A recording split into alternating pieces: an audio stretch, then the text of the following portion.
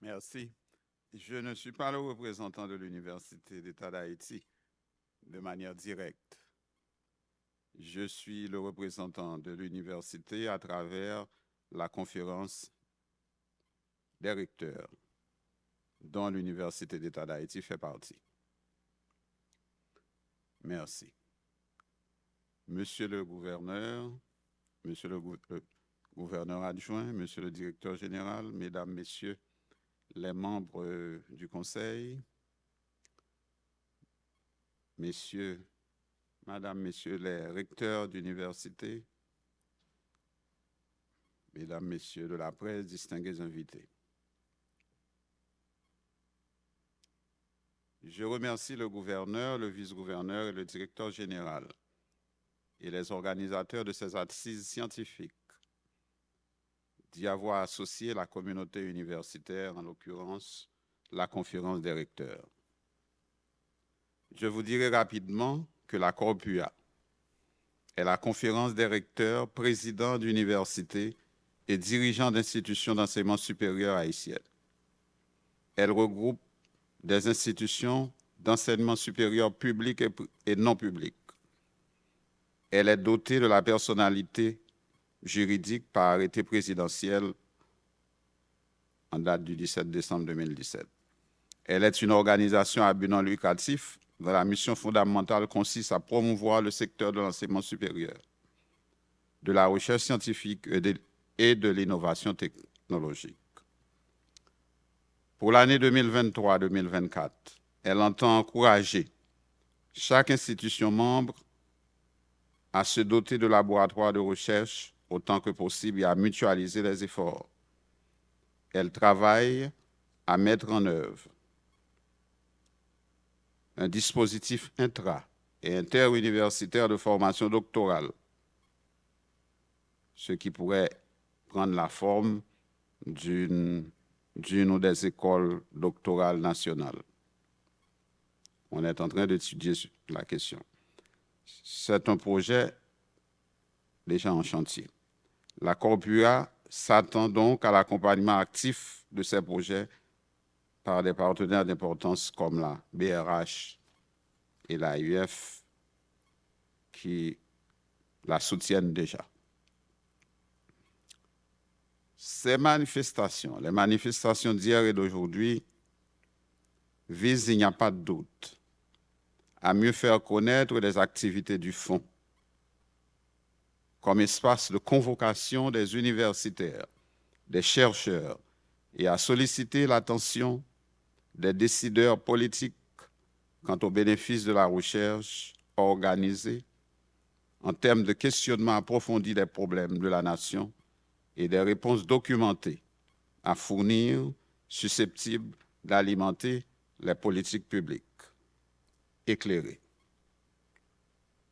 Le secteur des affaires devrait pouvoir y trouver un intérêt certain en ce qui a trait aux brûlantes préoccupations de compétition nationale et internationale liées à des besoins d'innovation structurelle, promotionnelle, de marché et de développement technologique dans un monde modulé par l'économie de la connaissance, l'économie du savoir. Il me semble que la création de ce fonds et cette première édition de deux journées scientifiques répondent à ce besoin, je pense assez bien compris, par l'importance du nombre des projets soumis. Que la production et la diffusion systématiquement organisée des savoirs savants, des techniques et des technologies sont incontournables en ce 21e siècle.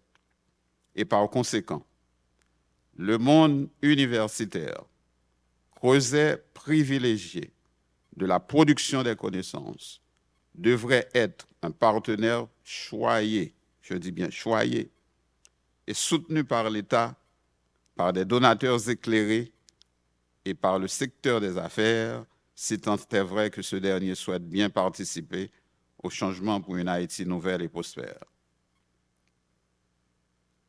Pour dépasser une sous-traitance endémique, peu créative et peu innovante, pour créer de la richesse nationale, créer du travail, soutenir les jeunes entrepreneurs, pour s'affranchir des tutelles alimentaires et pharmaceutiques, pour nourrir sainement la population, pour un système de santé pour tous dans la dignité, et aujourd'hui pour rétablir l'État, la puissance publique, pour assurer la sécurité des vies et des biens, pour recréer des liens sociaux, par une saine distribution de la justice et par une pratique institutionnalisée de médiation sociale communautaire susceptible de restaurer la confiance et de faciliter le vivre ensemble citoyen. Pour toutes ces raisons, il est important de soutenir les efforts des chercheurs, d'appuyer donc le développement des universités. L'appui à la recherche et au développement des universités pourrait, à notre sens, se décliner en amont et en aval, c'est-à-dire en priorité en soutenant la formation de nouveaux et jeunes chercheurs capables d'alimenter le personnel scientifique des universités et par un effet multiplicateur, assurer en permanence une relève scientifique et académique de qualité. Il s'agit de soutenir au pays des programmes de doctorat, de post-doctorat, voire certains masters de recherche. Il s'agirait de manière concomitante d'aborder le deuxième aspect en encourageant le développement de la recherche par des financements accordés à des projets selon des thématiques d'intérêt général ciblés, adressés à tous les secteurs de recherche confondus, comme c'est le cas du fonds BRH. C'est un pas intéressant, probablement et surtout, en direction des seniors, même si les jeunes en formation peuvent y trouver matière à apprentissage, mais pas nécessairement dans une finalité d'accomplissement académique de chercheurs. Il est aussi vrai, et nous le savons, que la BRH participe déjà avec l'AUF au soutien de certains doctorants. On ne peut pas tout demander à la BRH, mais par la respectabilité de son statut et de ses initiatives incontestablement innovantes, la BRH peut valablement encourager des partenaires à aider les universités haïtiennes à former en grande partie sur place les chercheurs dont le pays a besoin. Mais il y a aussi des formes de coopération. J'insiste sur le sur place, vous l'avez remarqué. C'est parce qu'il y a des formes de coopération internationale qui ne favorisent pas du tout le renforcement académique, structurel de nos universités et qui ne me paraissent pas toujours appropriées. Les préoccupations, les besoins, les sensibilités et les savoirs du Sud sont parfois sous-tendus par des regards idéologisés de rapports Nord-Sud, par certains partenaires qui tendent à invisibiliser les institutions du Sud et à les amener à s'enfermer dans des formalisations épistémologiques auxquelles il faut rester vigilant et aller dans le sens aujourd'hui d'une interrogation du mouvement des épistémologies du Sud. Le travail de renforcement de la recherche universitaire, mesdames, messieurs, en Haïti, est complexe et ardu. Il me paraît cependant encourageant par le jalon posé par la BRH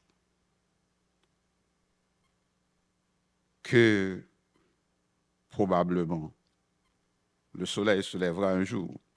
D'autres suivront. Pour conclure,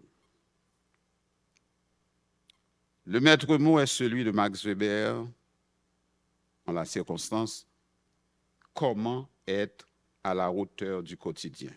Comment être à la hauteur du quotidien?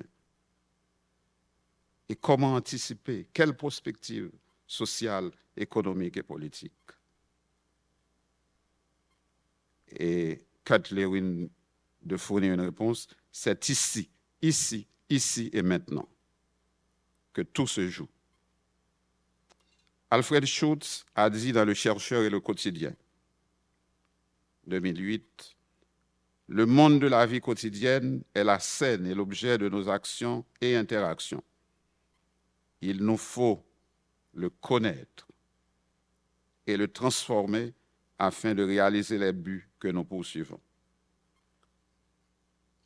Félicitations à la BRH, félicitations aux chercheurs qui ont présenté un projet accepté ou pas. Bonne journée de travail. Merci de votre attention.